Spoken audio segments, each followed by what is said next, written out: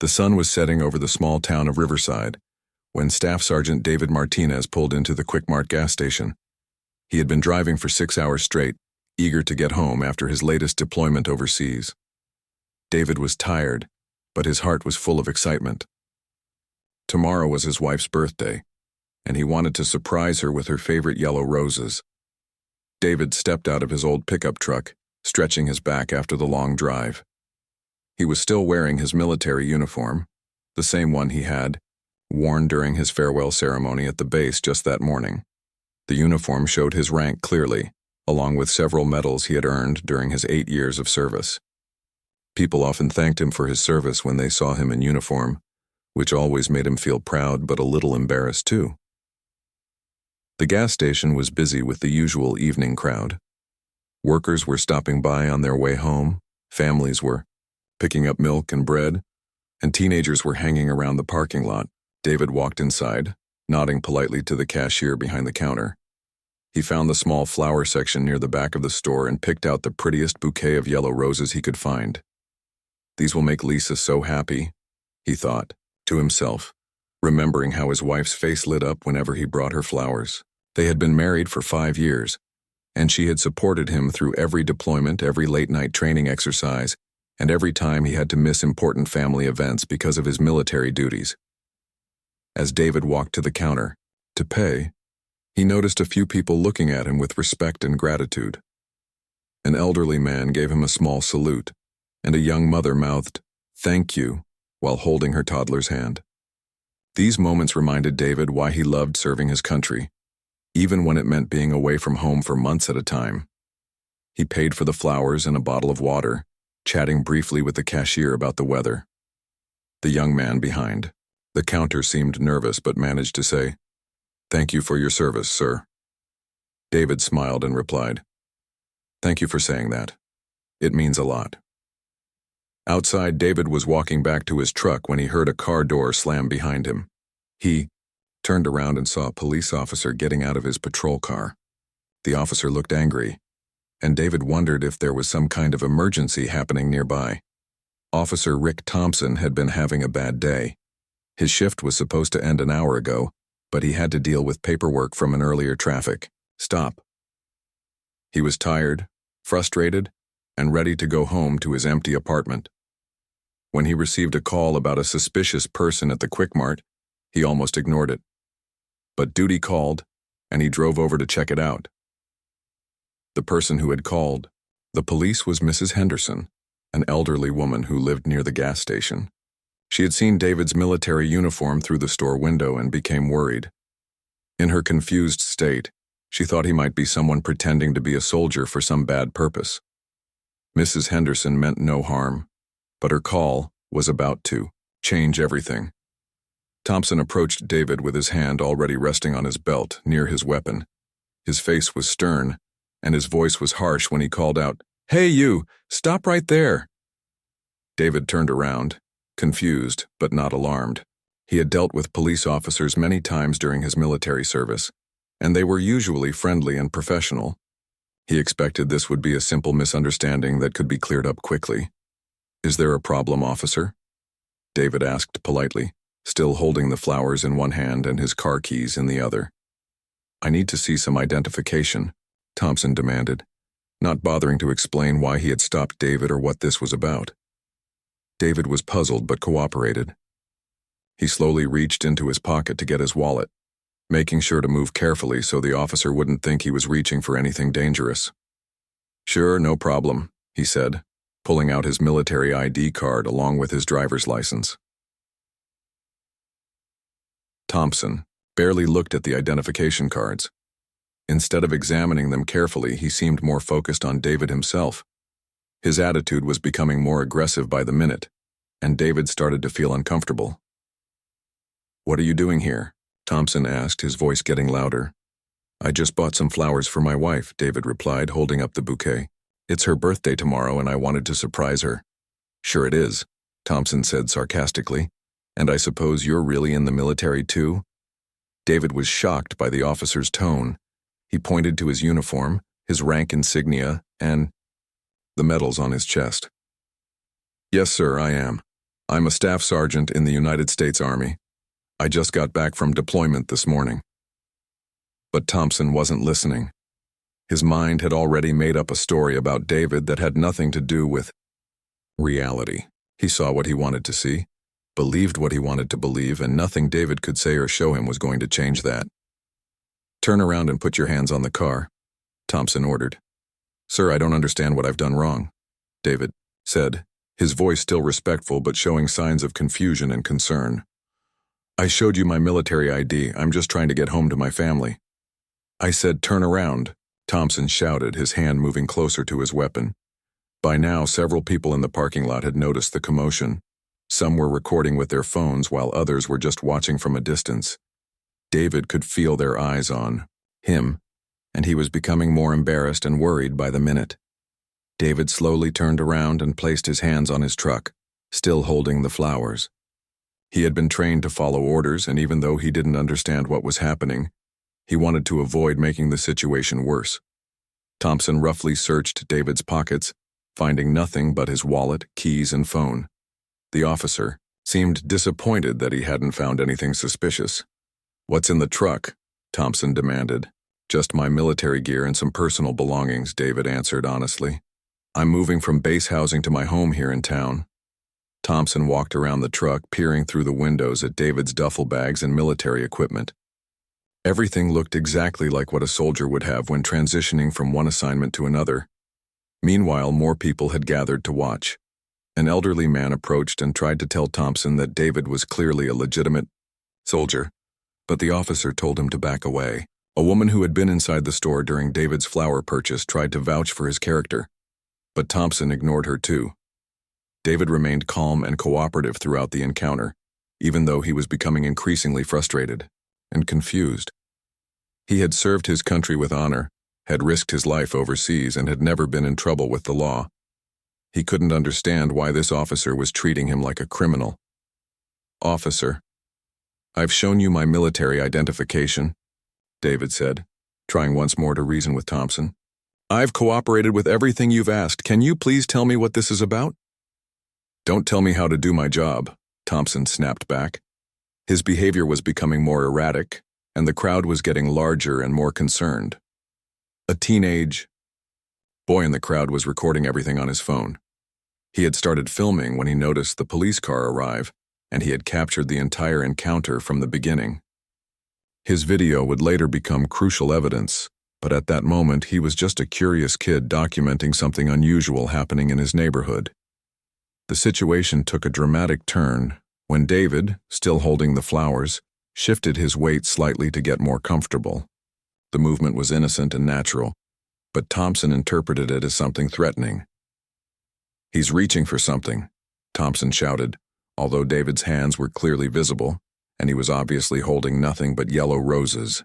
In the space of just a few seconds, everything changed. Thompson drew his weapon, pointing it directly at David. The crowd gasped, and several people started screaming for Thompson to stop. David immediately raised his hands higher, the flowers falling to the ground. "I'm not reaching for anything," he called out. "My hands are empty. I'm unarmed." But Thompson was no longer listening to reason. His adrenaline was pumping, his judgment was clouded, and he made a decision that would haunt him for the rest of his life. 3 shots rang out across the parking lot. The sound echoed off the buildings, and for a moment everything seemed frozen in time. David stumbled backward against his truck, then collapsed to the ground. The yellow roses scattered around him, their bright petals mixing with the dark asphalt. The crowd erupted in chaos. People were screaming, crying, and running in different directions. Some rushed to help David while others continued recording with their phones. The teenager who had been filming never stopped recording, capturing every terrible moment of what had just happened. Thompson stood over David's motionless body, his weapon still drawn, his face showing a mixture of confusion and panic. He seemed to suddenly realize what he had done, but it was too late to take it back. An ambulance arrived within minutes, followed by more police cars and emergency vehicles.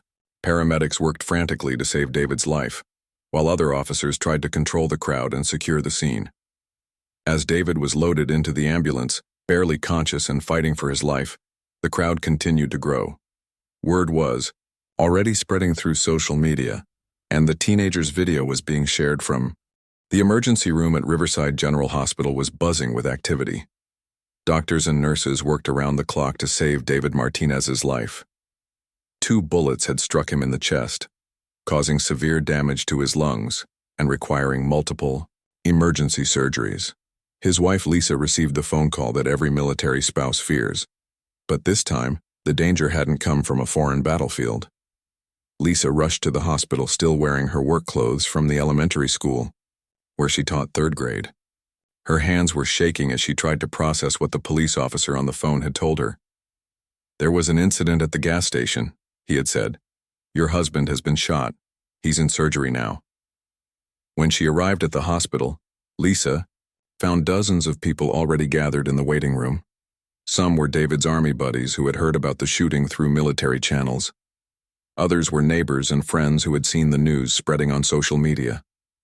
Everyone wanted to know the same thing. How could this happen to someone like David? Dr. Jennifer Walsh came out of surgery at 2 a.m. with mixed news. "He's alive," she told Lisa, "but the next 48 hours will be critical. The bullets caused significant damage, and we're doing everything we can." While David fought for his life in the intensive care unit, another battle was beginning in the offices of the Riverside Police Department. Chief Harold Morrison was facing the biggest crisis of his 20-year career. He had known Officer Rick Thompson for over a decade, and while Thompson had some rough edges, Morrison had never imagined something like this could happen. The first priority was damage control. The police department's public information officer, Detective Amy Chen, was tasked with crafting a statement that would protect the department's reputation while the investigation was ongoing.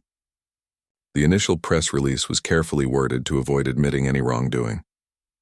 Last evening, officers responded to a report of suspicious activity at the Quick Mart gas station on Main Street, the statement read. During the encounter, an officer discharged his weapon when he perceived an immediate threat to public safety. The individual involved was transported to the hospital and is receiving medical treatment. The incident is under investigation, and no further details will be released at this time, but the department's version of events was already being contradicted by multiple eyewitness accounts and the video footage that was spreading rapidly across social media platforms. The teenager who had recorded the entire encounter, 16-year-old Jake Wilson, had uploaded his video to several platforms within hours of the shooting. Jake's video showed clearly that David had been cooperative throughout the encounter. It captured Thompson's aggressive behavior from the very beginning, David's polite responses to all questions, and most importantly, it showed that David's hands were visible and empty when Thompson opened fire. "This video shows exactly what happened," Jake told his friends. "That soldier wasn't doing anything wrong. He was just holding flowers for his wife." The video began getting shared thousands of times per hour. People who watched it were outraged by what they saw. Comments poured in from veterans, police officers, civil rights activists, and ordinary citizens who couldn't believe that an American soldier had been shot while buying flowers for his wife. Chief Morrison realized he had a serious problem when his phone started ringing nonstop with calls from reporters, city officials, and concerned citizens. The simple narrative his department had tried to create was falling apart in real time. Mayor Patricia Hendricks called an emergency meeting for early Tuesday morning. She was up for re-election in 6 months, and the last thing she needed was a police scandal that could damage her political career. "Harold, we need to get ahead of this story," she told Chief Morrison. "What exactly happened out there?" Morrison was honest with the mayor about what he knew, but he also tried to protect his officer. "Rick Thompson is a good cop who's been under a lot of stress lately," he explained. "His father died last month and he's been dealing with some personal issues. Maybe his judgment was affected." "Personal issues?" Mayor Hendricks replied sharply. "Harold, that video shows your officer shooting an unarmed soldier who was buying flowers.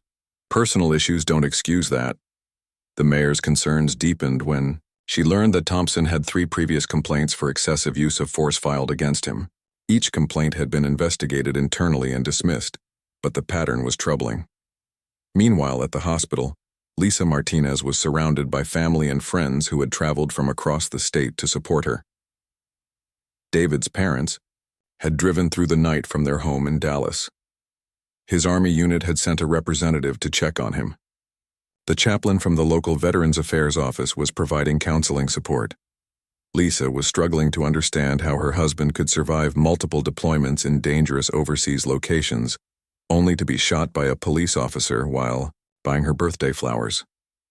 She kept thinking about their 2 young children, who were staying with her sister, and didn't yet know what had happened to their father.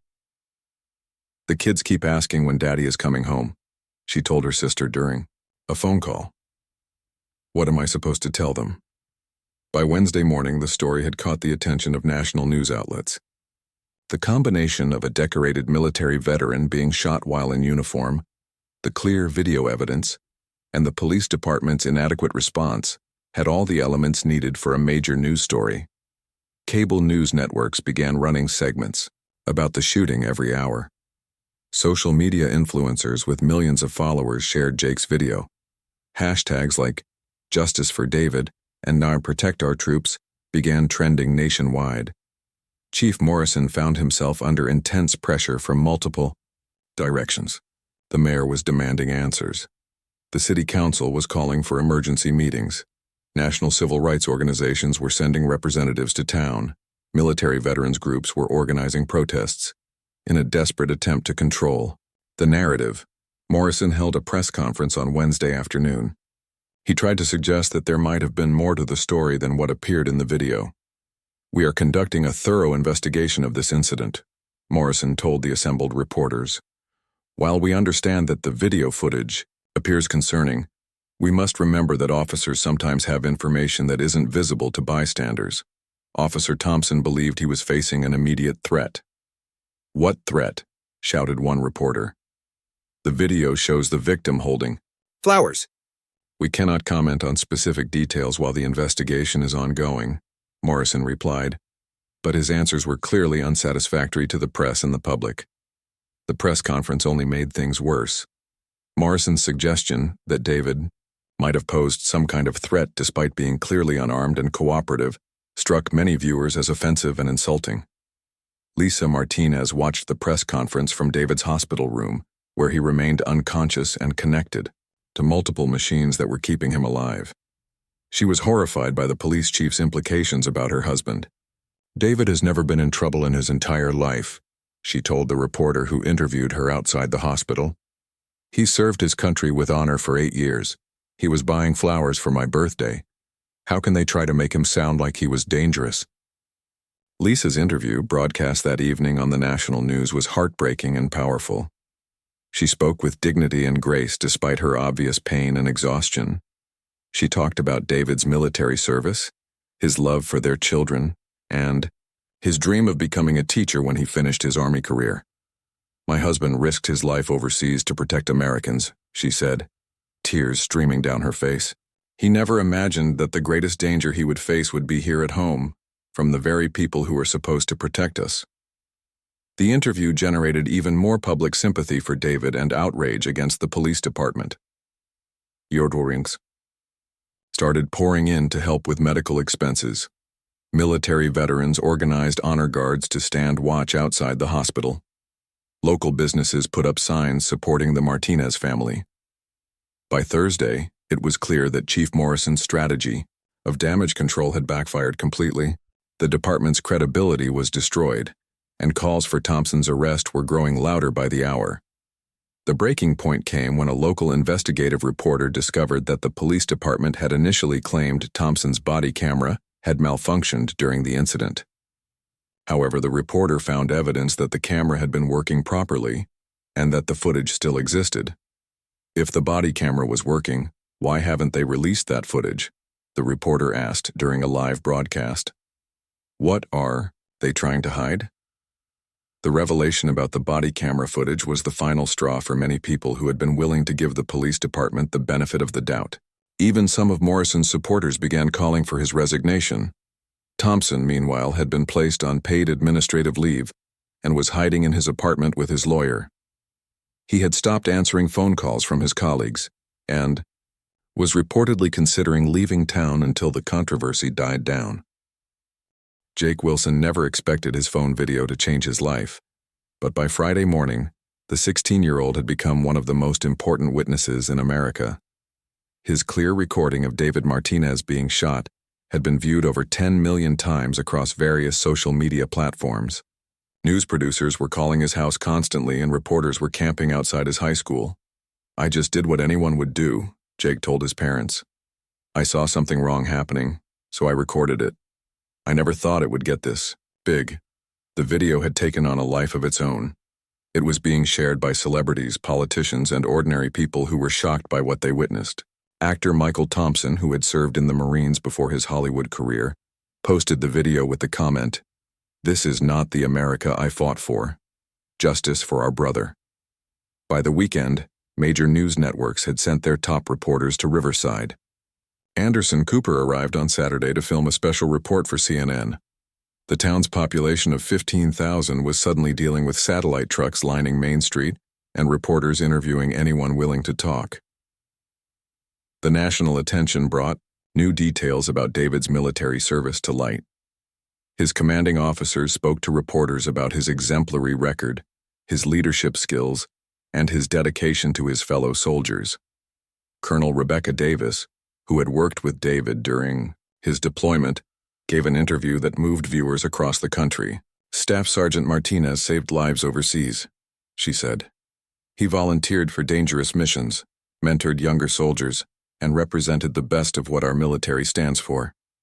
To see him treated this way by the people he swore to protect is heartbreaking and unacceptable." The military's support for David was unprecedented. Generals who normally stayed away from political controversies were speaking out. The Secretary of the Army issued a rare public statement condemning the shooting and calling for a full investigation. "When our soldiers return home, they should be welcomed as heroes, not treated as threats," the Secretary's statement read. "What happened in Riverside is not just an attack on one soldier, it's an attack on all who serve." Meanwhile, Lisa Martinez was learning to navigate the overwhelming media attention while still caring for her critically injured husband. David had regained consciousness, but remained in serious condition. The doctors said he would need months of rehabilitation, and his military career was likely overdue to the permanent lung damage caused by the bullets. "The hardest part is explaining this to our children," Lisa told a reporter outside the hospital. "How do you tell a 6-year-old and a 4-year-old that someone hurt Daddy for no reason? They don't understand why people would be mean to soldiers." The children's innocence became a powerful part of the story. When little Amy Martinez drew a picture of her father in his uniform, with angel wings protecting him, the image was shared millions of times online. Her brother Tommy's question, "Why did the policeman hurt Daddy when Daddy helps people?" became a rallying cry for those demanding justice. National civil rights organizations began arriving in Riverside by Sunday. The NLAACP, the ACLU, and several military veterans groups set up offices in town to coordinate their response. Prominent civil rights attorney Jonathan Pierce announced he would represent the Martinez family in what was expected to be a major lawsuit against the police department. "This case has everything wrong with policing in America," Pierce told reporters. "Excessive force, racial bias, lack of accountability, and a cover-up attempt. We will not rest until Officer Thompson faces criminal charges and the entire system that enabled this violence is reformed." The protests began small but grew larger each day. Monday brought about 200 people to the police station. Tuesday saw 500 marchers walking down Main Street. By Wednesday, over 1,000 demonstrators had gathered in the town square, with more arriving hourly. The protesters came from all backgrounds. Military veterans in uniform stood shoulder to shoulder with college students. Elderly church members linked arms with young activists. Local residents marched alongside people who had traveled from other states to show their support. "This isn't about politics," said Martha Johnson, a 70-year-old retired teacher who had lived in Riverside her entire life. "This is about right and wrong. That boy David was shot for no reason, and we all know it." The protests remained peaceful, but the pressure on city officials was intense. Mayor Patricia Hendricks was receiving hundreds of phone calls and emails, daily from people demanding action. The city council called emergency meeting after emergency meeting to discuss their response. Governor Susan Williams was also feeling the heat. Protesters had gathered outside the state capitol, demanding that she intervene in the local investigation. National news programs were asking why she hadn't taken action to ensure justice for David Martinez. "The people of our state deserve answers," Governor Williams said during a press conference. "I am closely monitoring this situation and will take whatever steps are necessary to ensure that justice is served." Behind the scenes, the governor was pressuring the state attorney general to consider taking over the case from local prosecutors. She was also discussing the possibility of bringing in outside investigators to review the Riverside Police Department's handling of the entire incident. The business community in Riverside was beginning to feel the economic impact of the national attention. Some businesses were benefiting from the increased traffic as reporters and protesters needed food and lodging. But others were suffering as the town's reputation for racial justice came under scrutiny. "This is hurting all of us," said restaurant owner Carlos Mendez. "People are starting to think our whole town is racist because of what one cop did. That's not fair to the rest of us who believe in treating everyone with respect." The police department was struggling to function normally with protesters outside their building every day and national media scrutinizing their every move. Several officers had requested transfers to other departments. Chief Morrison was rarely seen in public and had stopped giving interviews after his disastrous press conference. Officer Rick Thompson remained on administrative leave, but his situation was becoming more precarious each day. His own colleagues were distancing themselves from him as more details about his past behavior came to light. An investigation by a national newspaper revealed that Thompson had been involved in 3 previous incidents of excessive force, all involving minority citizens. Each time he had been cleared of wrongdoing by internal affairs investigations. The newspaper's report raised serious questions about the police department's oversight and accountability. "This officer should never have been allowed to continue patrolling after the first complaint," said police reform expert Dr. Angela Rodriguez. "The fact that he was involved in multiple incidents shows a clear pattern that the department chose to ignore." The revelation about Thompson's history added fuel to the growing demands for criminal charges. Protesters began carrying signs reading, "3 strikes, you're out, and how many more?" The message was clear. Thompson's shooting of David was not an isolated incident but part of a pattern of problematic behavior. Religious leaders from across the country began arriving in Riverside to show their support for the Martinez family and call for justice. The town's churches, mosques, and synagogues organized joint prayer services that drew hundreds of participants each night. Reverend Michael King, a prominent civil rights leader, spoke at one such service. "We are here because a good man was shot down while trying to show love to his wife. We are here because the system that was supposed to protect him failed him. And we are here to demand that this never happens again to any family." Celebrity support continued to pour in throughout the week. Musicians began dedicating songs to David during their concerts. Professional athletes wore his name on their uniforms. Social media influencers used their platforms to keep the story in the public eye. The hashtag #JusticeForDavid became one of the most used hashtags in social media history. Millions of posts shared Jake Wilson's video, expressed support for the Martinez family, and demanded accountability from the Riverside Police Department. International media also began covering the story. News organizations in Europe, Asia, and Latin America were reporting on the case as an example of America's ongoing struggles with police violence and racial justice. The global attention put additional pressure on American officials to act. When the president was asked about the case during a press conference, he said, "Every American who serves our country in uniform deserves to be treated with respect and dignity. What happened in Riverside falls far short of that standard." At the end of the week, it was clear that the David Martinez case had become much more than a local news story.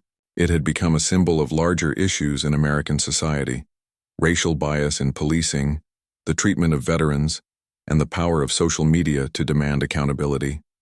The small town of Riverside was no longer able to handle this crisis on its own. State and federal authorities were being drawn in, and the pressure for criminal charges against Officer Thompson was becoming impossible to ignore. The black SUVs arrived in Riverside at dawn on Monday morning, marking the beginning of what would become the most thorough investigation in the town's history. Federal agents from the FBI's Civil Rights Division had taken over the case after Governor Williams requested federal intervention over the weekend. Special Agent Caroline Foster had spent 15 years investigating police misconduct cases across the country. She had seen departments try to cover up officer wrongdoing before, but the Martinez case stood out because of the clear video evidence and the military service of the victim. This investigation will be thorough, fair, and transparent, Agent Foster announced during her first press conference. We will follow the evidence wherever it leads, and we will ensure that justice is served. The federal takeover was a relief to many residents who had lost faith in local law enforcement's ability to investigate itself. But it was also a source of tension within the police department, where officers felt they were being unfairly targeted. Agent Foster's team began by re-interviewing every witness to the shooting. They spoke with Jake Wilson again about his video, with the gas station employees who had served David, and with the bystanders who had tried to intervene during the confrontation. The investigators also obtained search warrants for Officer Thompson's personal communications, including his text messages, emails, and social media accounts. What they found was disturbing evidence of racial bias that painted a clear picture of Thompson's mindset. Text messages between Thompson and other officers contained racist jokes and derogatory comments about minority residents. His social media posts included support for extremist groups and complaints about politically correct policies that he believed favored minorities over white people. One particularly damaging text message, sent just 2 hours before the shooting, read, "Another busy night dealing with the usual suspects. This job would be so much easier if we could just clean up this town." Agent Foster knew these communications would be crucial evidence in building a case against Thompson. They showed that his actions weren't the result of a split-second decision, made in fear, but rather reflected deeper prejudices that had been building over time. The investigation team also discovered that Thompson's body camera had indeed been functioning properly during the shooting. The camera had captured audio of Thompson using racial slurs as he approached David, as well as clear footage showing that David posed no threat. Why didn't the department release this footage immediately? Agent Foster asked Chief Morrison during a tense interview. Your own equipment proves that Officer Thompson's actions were unjustified. Morrison's explanation was weak and unconvincing. He claimed that the department needed time to review the footage properly and ensure it met legal standards for release. In reality, department officials had been hoping they could control the narrative long enough for public attention to fade. The federal investigation expanded beyond just the shooting incident. Agents began examining the Riverside Police Department's entire culture, looking at training records, disciplinary files, and patterns of behavior among officers. What they found was a department where problematic officers were protected rather than held accountable. Thompson's 3 previous excessive force incidents had all been investigated by his friends and colleagues, who had found reasons to excuse his behavior each time. Detective Amy Chen, the department's public information officer, became a key witness in the federal investigation. During a private interview, she admitted that she had been pressured by Chief Morrison to craft misleading statements about the shooting. "I knew the official story didn't match what really happened," Chen told the federal agents, "but the chief said we needed to protect the department's reputation. I should have refused, but I was afraid of losing my job." Chen's cooperation opened the door for other officers to come forward with information about the department's culture of silence. Several officers described feeling pressured to support Thompson, even when they privately believed his actions were wrong. Officer Janet Rodriguez had worked with Thompson for 5 years and had witnessed his problematic behavior firsthand. She decided to speak with federal investigators after watching Lisa Martinez's television interviews. "I couldn't stay quiet anymore," Rodriguez explained. "That woman's husband nearly died, and I know Rick Thompson well enough to know it didn't have to happen. He has issues with people who don't look like him, and everyone in the department knew it." The investigation revealed that Thompson had failed several department psychological evaluations over the years. but that these failures had been overlooked due to staffing shortages and Thompson's connections within the department. Dr. Patricia Williams, a police psychologist who had evaluated Thompson 2 years earlier, told investigators that she had recommended additional training and counseling for him. Her recommendations had been ignored by department leadership. Officer Thompson showed clear signs of stress, anger management issues, and concerning attitudes toward minority communities, Dr. Williams said. I warned the department that he might be unsuitable for patrol duties, but they chose not to act on my recommendations. Meanwhile, David Martinez was slowly recovering from his injuries. He had been moved out of the intensive care unit and was beginning physical therapy to rebuild his strength. However, the damage to his lungs meant that he would never be able to return to active military duty. The hardest part isn't the physical pain, David told Agent Foster during his first interview. It's knowing that my career serving my country is over because someone decided I was a threat while I was buying flowers for my wife. David's interview was emotional and powerful. He described the shooting from his perspective, talked about his confusion when Thompson became aggressive, and explained how he had tried to de-escalate the situation using the training he had received as a military leader. I've been in real combat situations where my life was actually in danger, David said. I know the difference between a threat and a peaceful encounter. There was no justification for what happened to me. Lisa Martinez also spoke with investigators, providing insight into the impact the shooting had on their family. Their children were having nightmares and were afraid of police officers. The family's financial situation was precarious now that David's military career was ending prematurely. Our whole life plan has been destroyed, Lisa explained. David was going to finish his 20 years in the Army and then become a teacher. Now we don't know what the future holds. The kids keep asking when Daddy will be normal again, and I don't have answers for them. The federal investigation expanded to include the 911 call that had brought Thompson to the gas station in the first place. Agents tracked down Mrs. Henderson, the elderly woman who had reported seeing a suspicious person in military uniform. Mrs. Henderson was horrified to learn that her call had led to the shooting. She explained that she had been confused and worried, but she never intended for anyone to get hurt. I thought maybe someone was pretending to be a soldier for bad reasons, she told the investigators through tears. I never imagined that a real soldier would get shot because of my call. I feel terrible about what happened.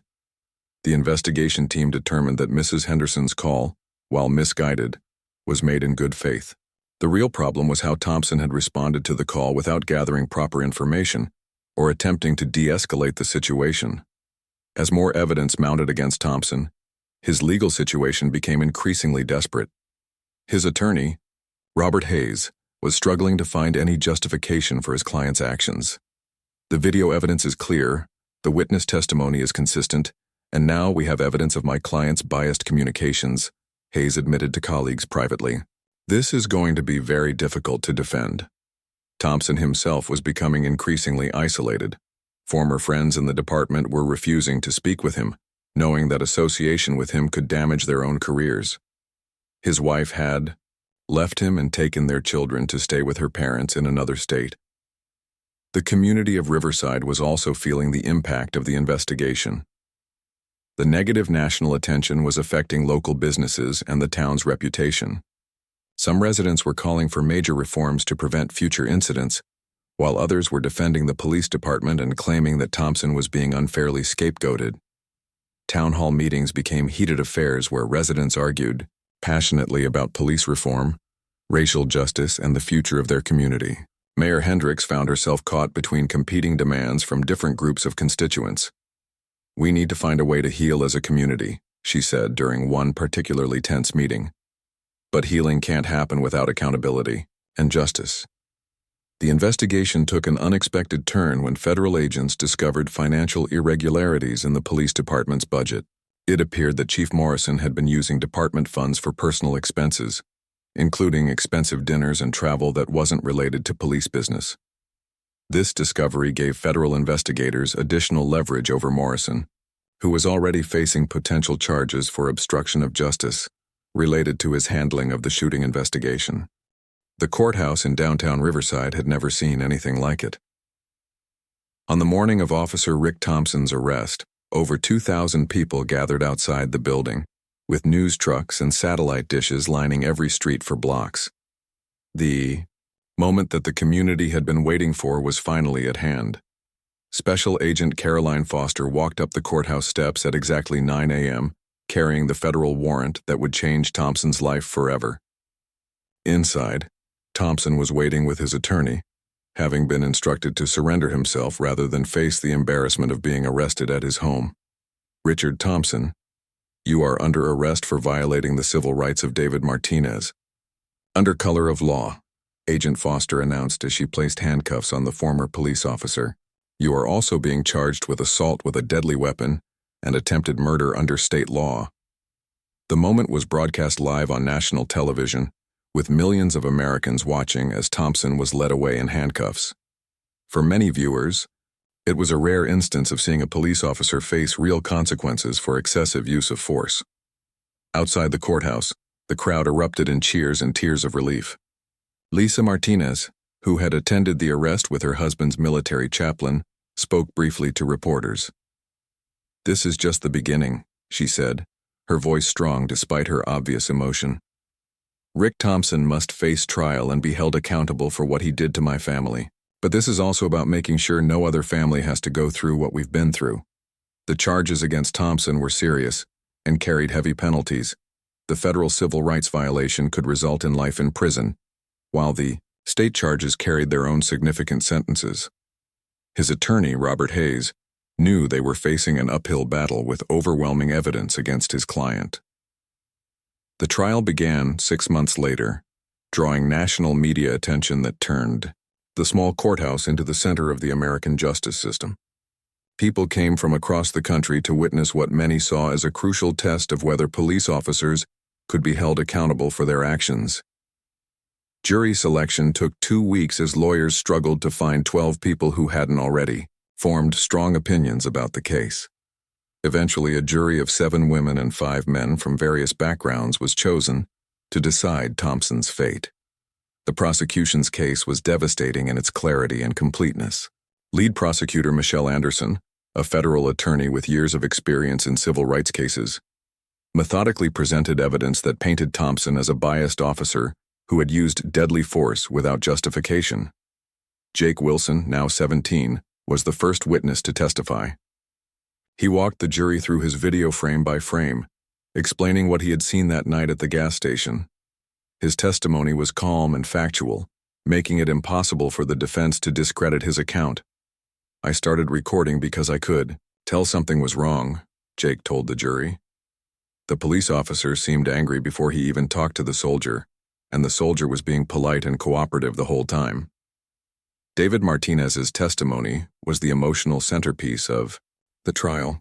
Walking slowly to the witness stand with the aid of a cane, he described the shooting from his perspective while maintaining the dignity and composure that had impressed the nation. "I was confused about why the officer was treating me like a criminal," David testified. "I showed him my military ID, I answered all his questions, and I did everything he asked me to do. I was holding flowers for my wife's birthday. I couldn't understand what I had done wrong." David's voice broke slightly when he described the moment Thompson fired his weapon. "I knew I had been shot, but I couldn't understand why. I remember thinking about my children and wondering if I would ever see them again." The prosecution presented Thompson's text messages and social media posts, showing the jury clear evidence of his racial bias. Expert witnesses explained how these communications demonstrated a pattern of prejudice that influenced his actions on the night of the shooting. Dr. Patricia Williams, the police psychologist who had recommended additional training for Thompson, testified about her concerns regarding his fitness for duty. Her testimony showed that the department had been warned about Thompson's problems, but had failed to act. "Officer Thompson displayed concerning attitudes and behaviors that I felt made him unsuitable for patrol duties," Dr. Williams explained to the jury. "My recommendations were ignored, and this tragedy was the predictable result." Former Chief Harold Morrison, who had pled guilty to federal charges in exchange for his cooperation, testified about the department's culture of protecting problematic officers. His testimony was damaging to Thompson and revealed the systemic failures that had enabled the shooting to occur. We knew Rick had issues, Morrison admitted on the witness stand, but we kept giving him chances, hoping he would change. I take responsibility for not acting sooner to protect the public from an officer who shouldn't have been on the street. The defense's case was weak and unconvincing. Thompson's attorney tried to argue that his client had feared for his life and had acted according to his training. However, the video evidence and expert testimony contradicted these claims at every turn. Police use of force expert Dr. James Rodriguez testified for the prosecution that Thompson's actions violated every standard of proper police procedure. There was no justification for the use of deadly force in this situation, Dr. Rodriguez explained. The suspect was cooperative, unarmed, and posed no threat to anyone. This shooting represents a complete failure of proper police tactics and decision-making. The defense also tried to introduce evidence about Thompson's personal problems, including his father's recent death and his struggles with alcohol. However, the judge ruled that personal difficulties did not excuse civil rights violations or justify the use of excessive force. Thompson himself chose not to testify, a decision that many observers felt hurt his case. His silence left the jury with no explanation for his actions other than the evidence of bias and poor judgment presented by the prosecution. The closing arguments were powerful presentations of two very different views of what had happened that night. Prosecutor Anderson reminded the jury that David Martinez had done nothing wrong, and that Thompson's actions were motivated by prejudice rather than fear. David Martinez was an American hero who served his country with honor, Anderson told the Keam jury. He deserved better than to be gunned down while buying flowers for his wife. The defendant's actions were not those of a frightened officer protecting himself. They were the actions of a biased individual who saw a threat where none existed. Defense. Attorney Hayes made a final plea for mercy, asking the jury to consider Thompson's years of service and the pressures of police work. However, his arguments rang hollow in the face of the overwhelming evidence. The jury deliberated for less than 4 hours before reaching their verdict. When the foreman stood to read the decision, the packed courtroom fell completely silent. We, the jury, find the defendant Richard Thompson guilty on all charges, the foreman announced. The courtroom erupted in a mixture of cheers, tears, and prayers of thanksgiving. Lisa Martinez collapsed into her husband's arms, overcome with emotion, after months of waiting for this moment. David, using his cane for support, stood with quiet dignity as justice was finally served. Outside the courthouse, thousands of people celebrated the verdict as a victory for justice and accountability. The crowd included military veterans, civil rights activists, and ordinary citizens who had followed the case closely. This verdict sends a message that no one is above the law, said Reverend Michael King, who had supported the Martinez family throughout their ordeal. Police officers who abuse their power will be held accountable, just like any other criminal. The sentencing hearing took place 2 months later. Judge Patricia Stevens, who had presided over the trial with fairness and dignity, delivered a sentence that reflected the severity of Thompson's crimes. The defendant's actions represented a betrayal of his oath to protect and serve, Judge Stevens said before announcing a sentence of 25 years in federal prison. David Martinez trusted that the police would treat him with respect and dignity. Instead, he was nearly killed by someone who was supposed to protect him. Thompson showed no emotion as he was led away to begin his prison sentence. His fall from police officer to convicted felon was complete, and he would spend most of the rest of his life behind bars. The Martinez family found some measure of closure in the verdict and sentence, but they knew their fight was far from over. David's injuries had ended his military career, and he was still dealing with physical and emotional trauma from the shooting. However, the family channeled their energy into positive change. They established the Martinez Foundation for Police Reform, which worked to improve police training, increase accountability, and support other families affected by police violence. "We don't want anyone else to go through what we've been through," Lisa explained during the foundation's launch. "If we can help prevent even one incident like this, then our suffering will have served a purpose." The case also led to major reforms in the Riverside Police Department. A new chief was hired from outside the department, bringing fresh leadership and a commitment to community policing. All officers underwent new training on bias.